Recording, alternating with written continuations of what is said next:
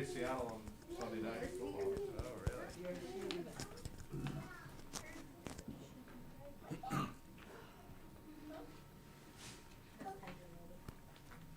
Hopefully Belichick won't put up with a temper tantrum. Am I good? You can hear me? Can you hear me? Actually, Hello? You can hear me? Do it slow so she can see.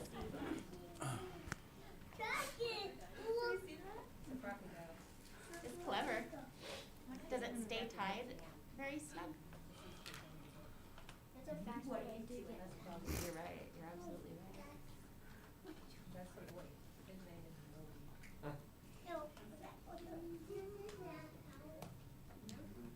I had lunch too yesterday. It was not good. No.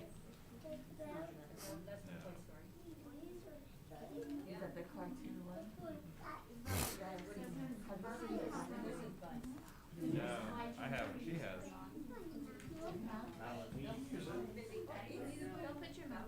If you watch it without, if you watch it for its own independent movie, it's a very enjoyable movie. I kept making comparisons with the one that I grew up with. Yes. There's no wushu, no musical numbers, but it was a nice movie. Yes.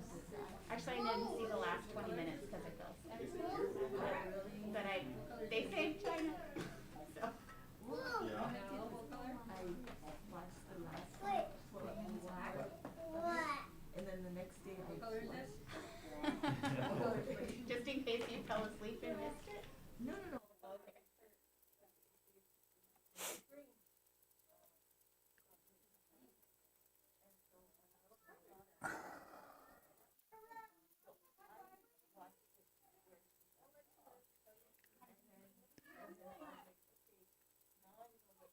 All right.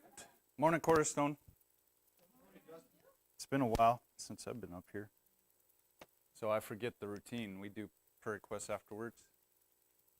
Right? And do I need to wear a mask? No. Okay.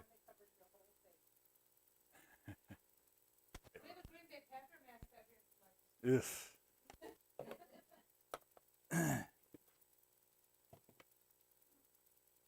All right, so today I'm going to open up with a prelude to a subject that I've been kind of reading and studying. Those that know me know I don't really prescribe to conspiracy theories and all that. You know, I don't listen to InfoWars or, you know, Alex Jones or any of those. Huh? Yeah. You don't know who Alex Jones is? Far right? Okay. He's the one that says... Anyway. So I'm going to look at a idea that has been in place for a while. So we'll touch on some scripture, but it'll be kind of scripture light today, and then we'll come back around and tie it into how it applies to our life. So Joe already guessed who quoted, Pastor already guessed who quoted this, or who stated this: workers of the world unite. Does anybody else remember, or have you heard that before? Who? Mr. Rogers. So that was Karl Marx in his Communist Manifesto. Was their main theme: workers of the world unite. So that's kind of the undertone of what I'll be covering. Ludwig von Mises said useful idiots of the world unite, so he made it more accurate.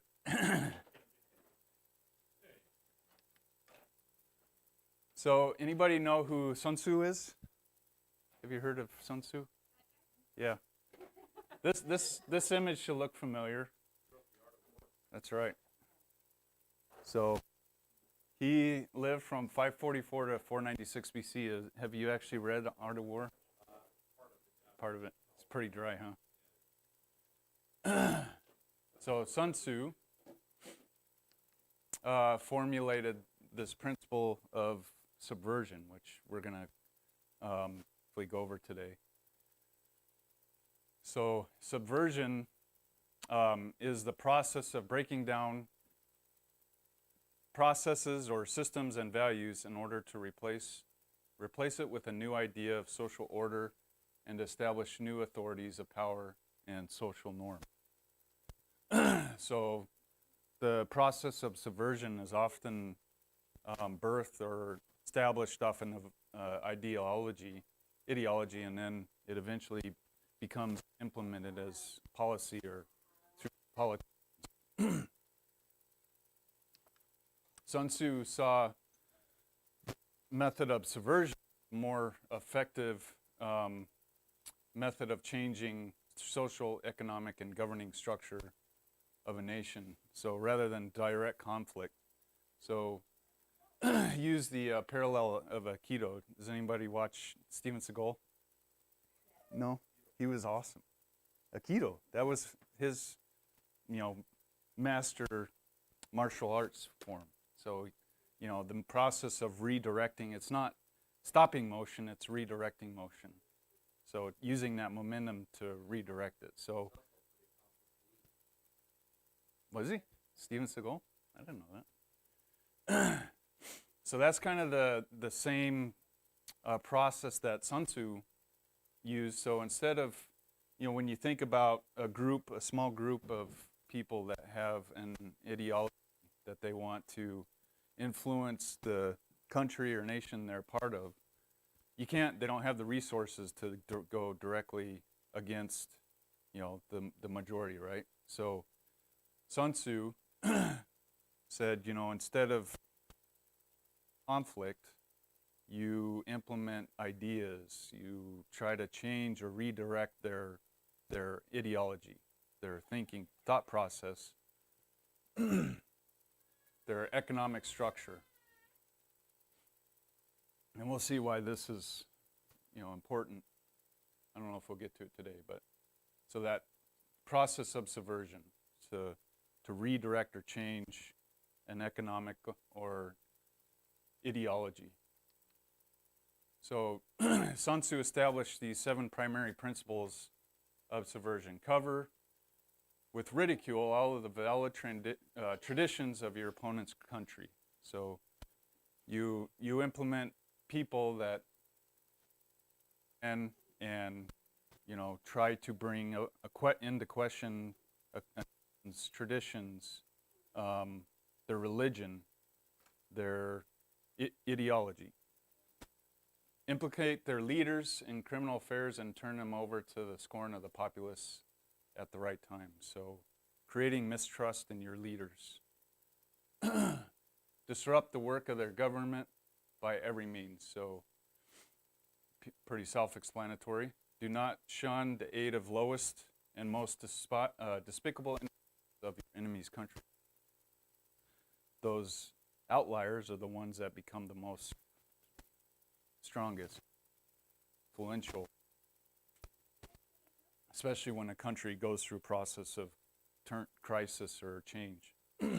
So he recognized that. So it says, do not shun the lowest or most despicable individuals. Basically the people that aren't the majority. Spread unity, dispute among the citizens, and be generous with promises and rewards to collaborators and accomplices. So he would send in spies, through espionage, whatever, and he would convert people of that nation, and they would reward them, handsomely through their work with the Sun Tzu's nation. So Sun Tzu was from China.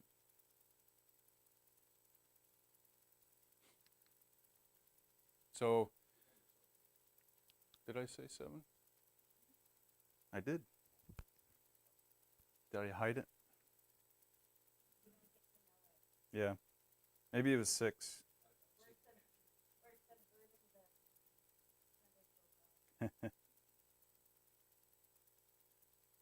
Yeah, I didn't write it down. I'll have to go back. All right, so 6. So with the U.S. Is a great proponent or is open to subversion, the process of subversion, because we are an open society. If you look at ancient Japan, that used to be a closed society. You couldn't enter and try to change their culture. You couldn't go in, eventually we were able to, especially with China. They were very strong with their traditions, and when we tried to go in and westernize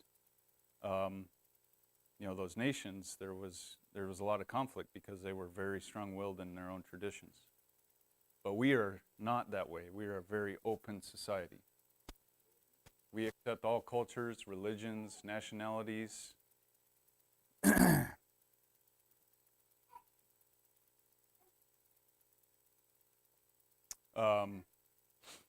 Our nation is based on freedom, democracy, independence, and equality. So, what is, as a Christian, does the Bible teach equality? No? Yes and no. That's a good answer. So, In God's eyes, yes, we're equal, but women and children were not equal with men. So in their culture, women did not have the same status. well, I'm not talking about Israel's culture. I'm talking about with God's. Does Scripture teach equality? Would the right question be, can you define what you mean by equality? Thank you. Could you define what you mean by equality? There's a lot of aspects to equality, right? So let's get some scripture in. Genesis 1:26 through 28.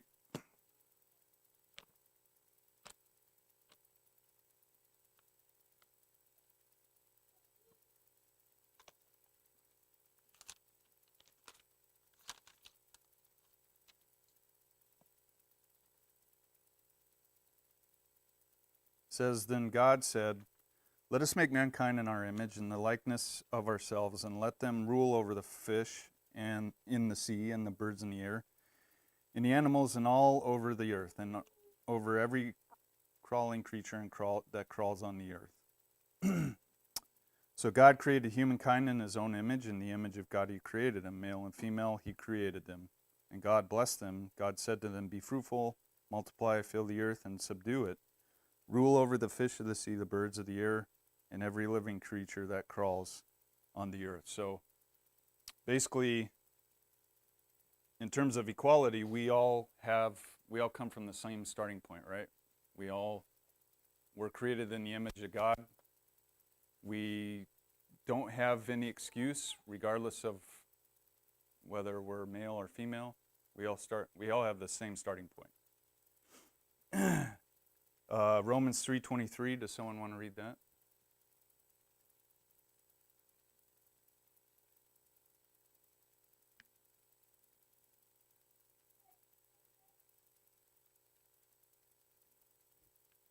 Yeah, Romans 3:23.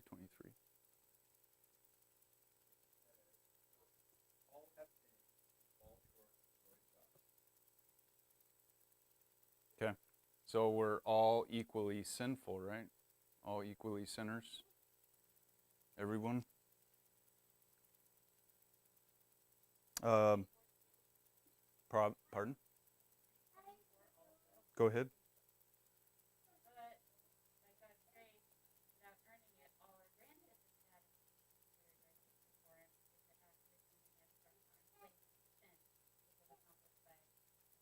Right. 1 Peter 3:7. I'll read that. 1 Peter 3, verse 7.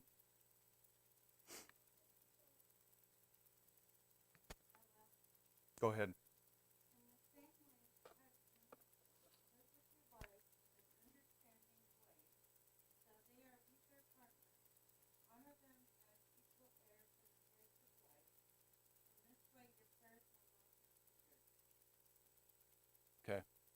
So does that mean husband or wife are equal? Absolutely.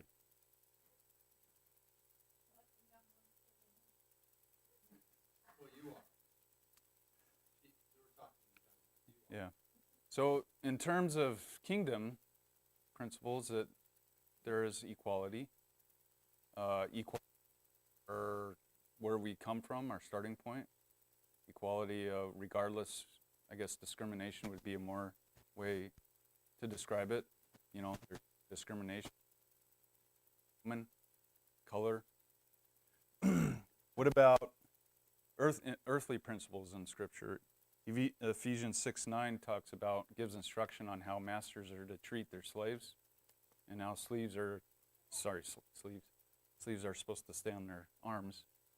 Slaves are supposed to act for their master, right, or work for their master. It doesn't talk about trying to achieve equality in this world. It says essentially accept your circumstances and work to the best of your ability. Go ahead. Well, you have to differentiate between forced slavery and indentured servitude. Indentured servitude is what the Israelites practiced. Right. Through the years. So enslaving another nation, forced servitude is not God's condone. Although certain instances in Scripture, there's a punishment for that nation that wasn't a result, but Yeah. by God, Right. obviously, every culture. Yeah. Yeah, that's a good point. So it's more in terms of basically our worker relationship right now, right? So a slave in Israel was a choice, right? You indebted yourself to basically an employer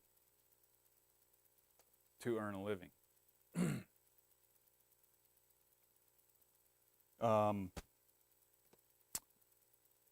So what about, we talked about on, was it Wednesday? Well, there's the two biggest issues that come up, or policies that come up with equality in the U.S. is equal opportunity and equal outcome. Those are two separate things, right? What's the difference? Equal opportunity is presenting the same opportunity to everybody. And equal outcome is something that's very dangerous, and we'll go over that. So does Scripture talk about equal opportunity? Do we all have a chance or an opportunity to enter into covenant with God? The whole world does, right? What about equal outcome? Does God present equal outcome to everybody? What's it based on?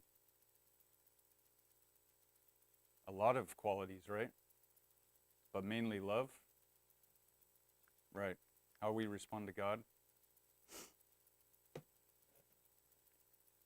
But in the U.S., we're working towards equal opportunity, equal outcome. And subversion works very well with that kind of ideology. The goal of this lesson to show the current path we're on, if it doesn't change, that we are currently experiencing the process of subversion.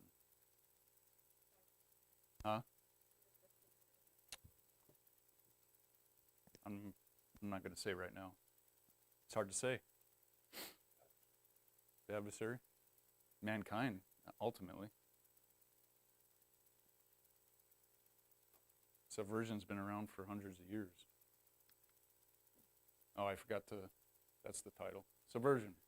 So I cite Thomas Schumann kind of throughout this, who's a ex-KGB operative. And now he's a professor, I believe. So we're going to look at what aspects of society are affected and why we should pay attention. How does subversion work? And what are some examples of subversion in action? And should it concern us as God's people?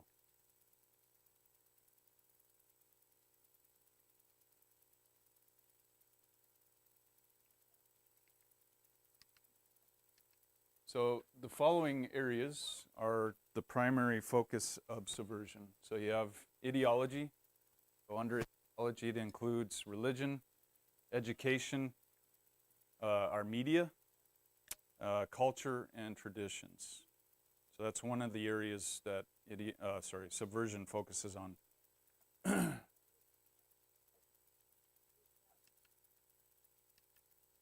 Social structure. So our law and our order, our social relations, security,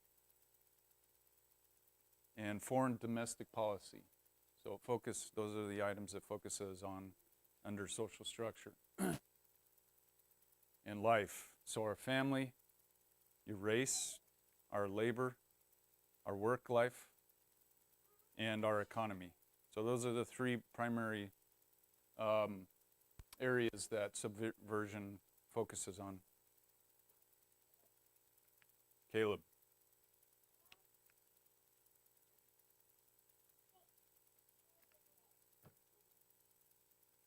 So within these areas, subversion has the goal through movements to bring each of those areas under these following processes. So the first process is demoralization. Anybody know what demoralization means? Yeah.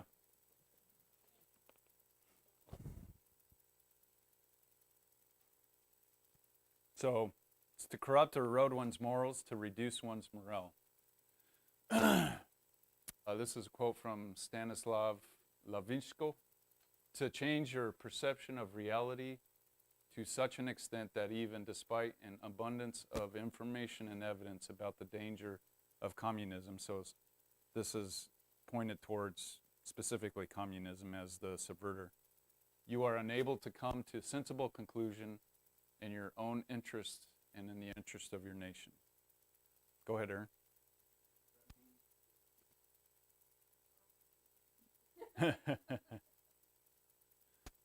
No, that's the next stage. Actually, 2 stages from now.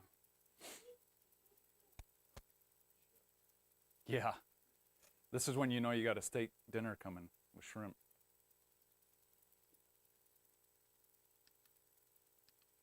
Second stage is destabilization, to destabilize a society to the point of crisis, to create anxiety and animosity towards the current social structure.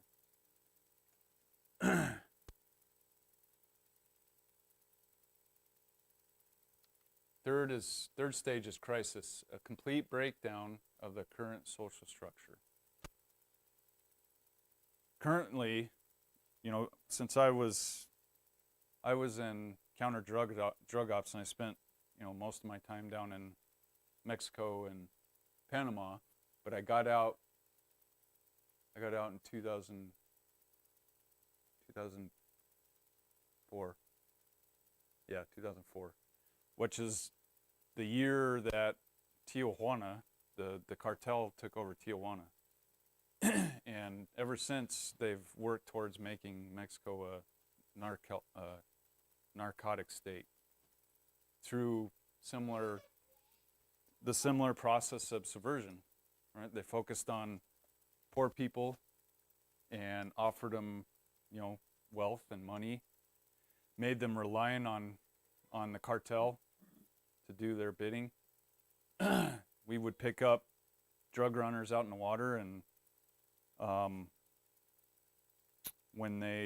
we'd have to put them on suicide watch, because if they didn't deliver their drugs, their families were executed. So they knew that, and so we had to put them on suicide watch. Mexico is probably on its way to a crisis stage if they don't change things currently.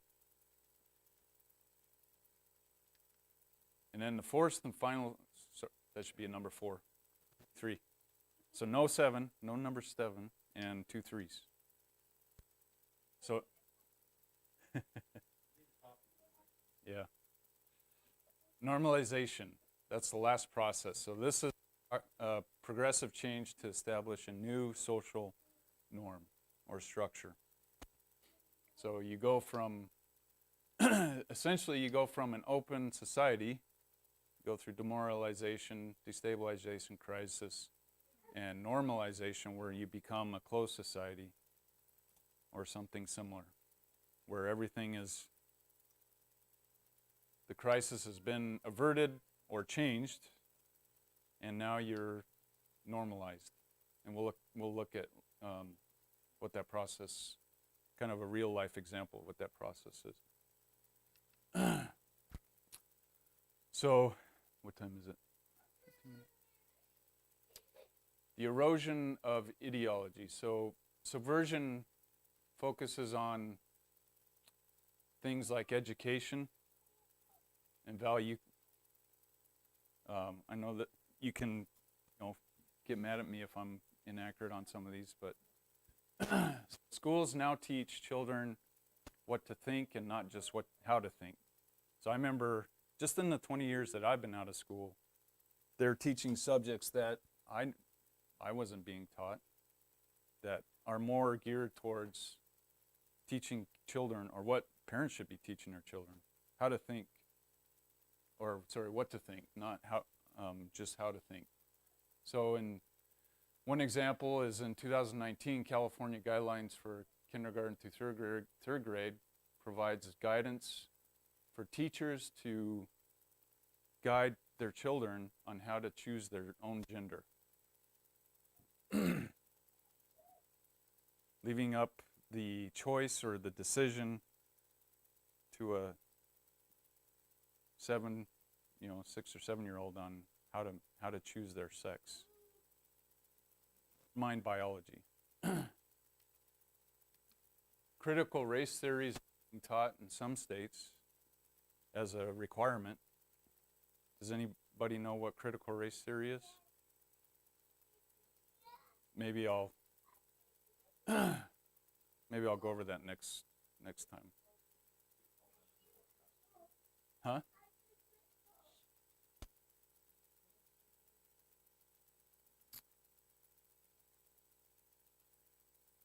Look it up. It's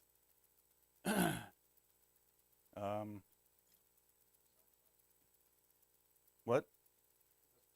Yeah, I got an overview here.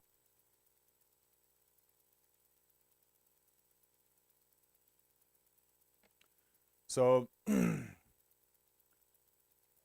primary ideas of critical race theory is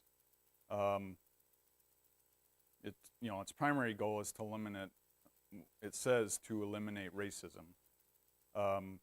So they use this through the process of counter storytelling, which is a method of telling a story that aims to cast doubt on the validity of acceptable premises or myths, especially ones held by the majority. So it helps us to understand what life is like for others and invites the reader into a new and unfamiliar world. So it's using stories to bring about essentially the experiences and lives of other races, to help us to understand what they go through. I'm not saying it is. But, well, is that something our schools should be teaching, or is that something we should be teaching our kids? Does that still mean it's right?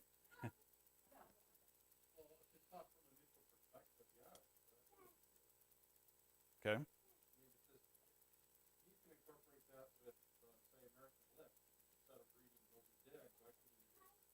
Right. Well, I haven't got through all of what critical race theory is. So,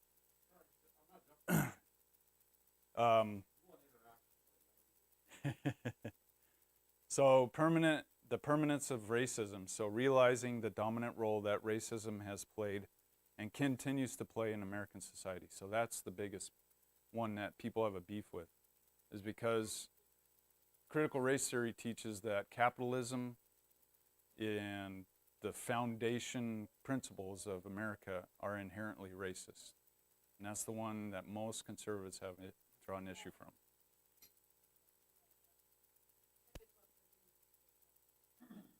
What's that? Yeah. Purdue, yeah. And then the next one is white people will support racial justice only to the extent that there is something in it for them. So when someone says that their color blindness, that all lives matter, that they're just saying that because there's something in it for them. That's why, I don't know, some pastor said he doesn't watch the news. I do. Or I try not to get too involved in it, but go ahead. This is why I don't watch the news. Yeah? Study history, make your own mind up. Right? Media is completely has a agenda. Yeah. Yeah. Just reporting. Yeah. I just watch it so I can become aware of what's going on. And this is a huge one because it's creeping into our HR departments. The city of Seattle forces their people to go through and admit that they accept critical race theory or something similar. One of my colleagues' wife works for the city of Seattle, and he was explaining to me that she had to go through this HR training.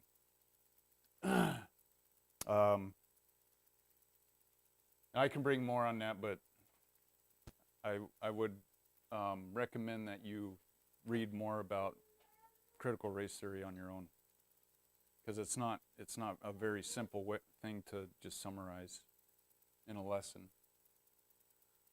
Some schools are pushing their students to support Black Lives Matter. So I've seen that. Is that a bad thing? What is Black Lives Matter? Do you support it?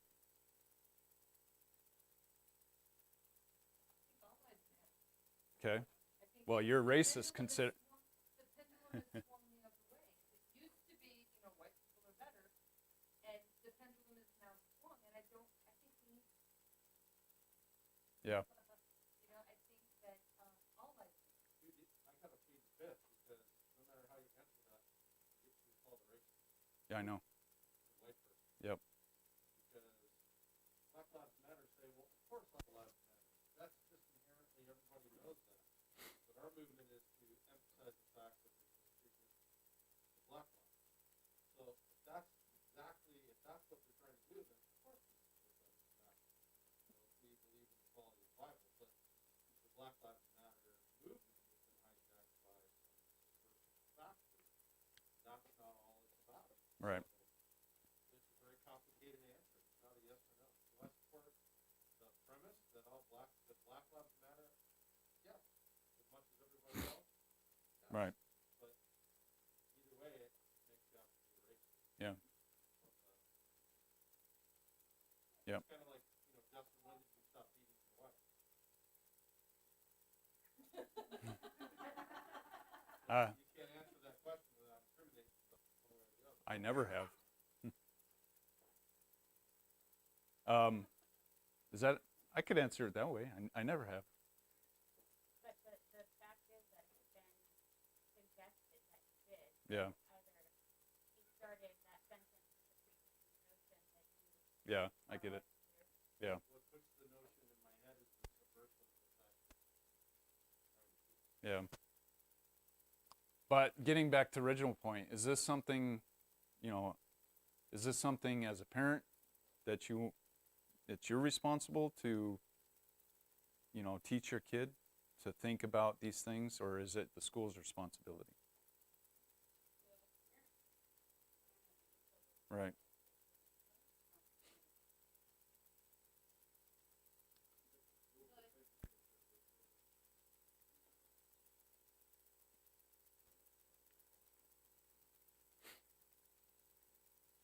That's part of it. They're also trying to make, yeah, exactly. So they're trying to make children the ward of the state. Let's not get on to Hitler.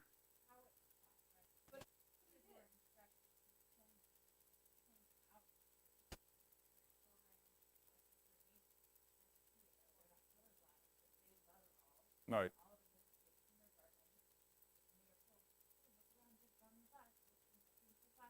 Yep. Yeah.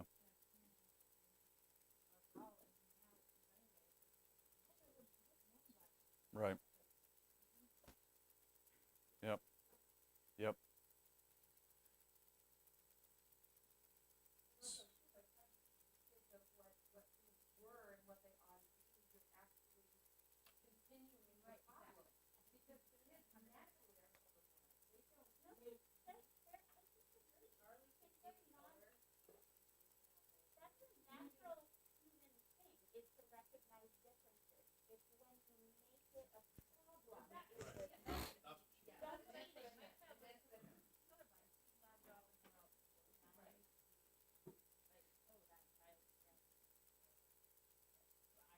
Yeah. So these things here, especially these, are coming about as a big issue right now because of now that we're homeschooling. The teachers, especially in California, the teachers have put out that their parents are not allowed to watch, to be a part of the online school because of what they're secretly trying to teach these kids. They're trying to create a relationship between the teacher and student that the parent is kept out of.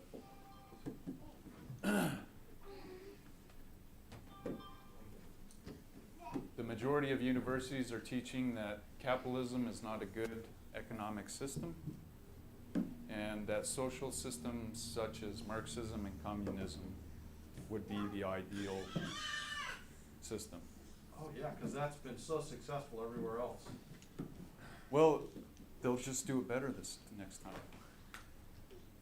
It's the same horse, just a different head. So, go ahead. Could a reason for that push, and I'm just throwing this up, could a reason for the push for that student-teacher bond independent of the parents be also a safeguard for students who have abusive, physically and emotionally abusive home situations that they otherwise would not be able to access help?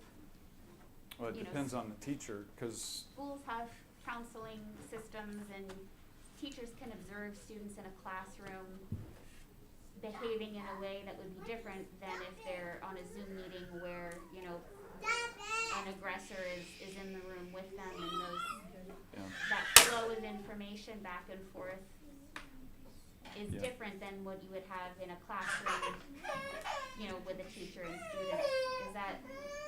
Is that a protection that's built in just during this home learning? Well, it depends on the teacher. It's kind of what they consider to be abuse. Some teachers, a conservative parent is a bad influence on their child. Go ahead.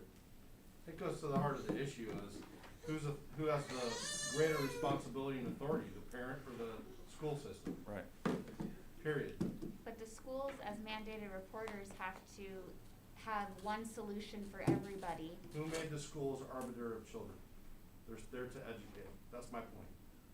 Now, I know that there's abuse, and I think that everything should be done, but obviously, some children don't have any support. They don't have any social support, and I get that. But you can't sacrifice the parental rights and responsibilities on that altar at all.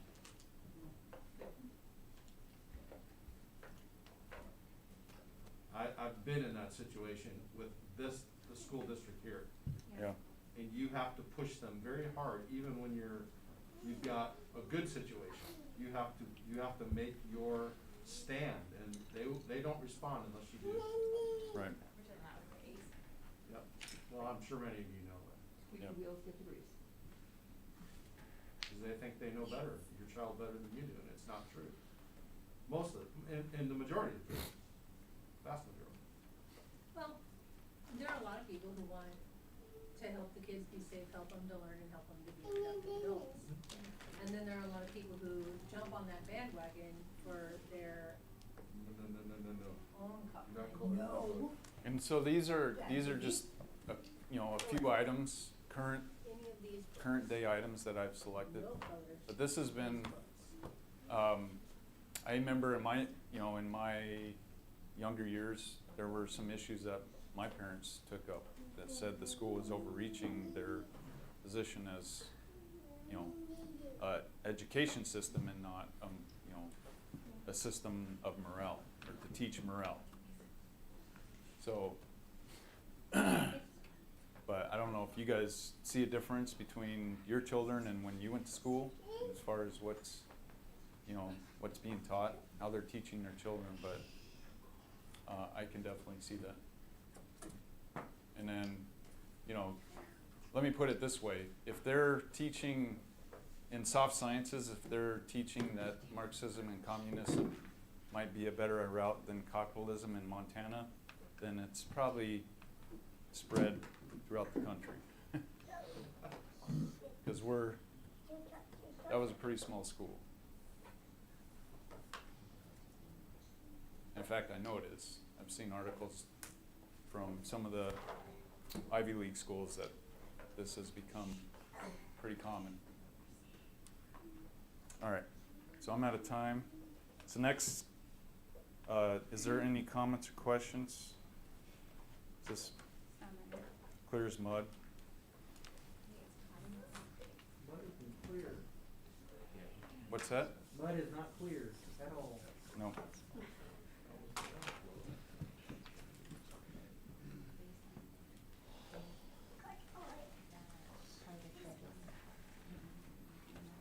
All right. Do you think that perhaps this started though more like 25, 30 years ago in the United States? With teaching people and students that the U.S. is basically horrible with the environment, horrible with Nikki, can you cut me? Yeah, I would say it probably goes even back before that. because when they started teaching, how we are environmentally the worst or bad country and how horrible we are to our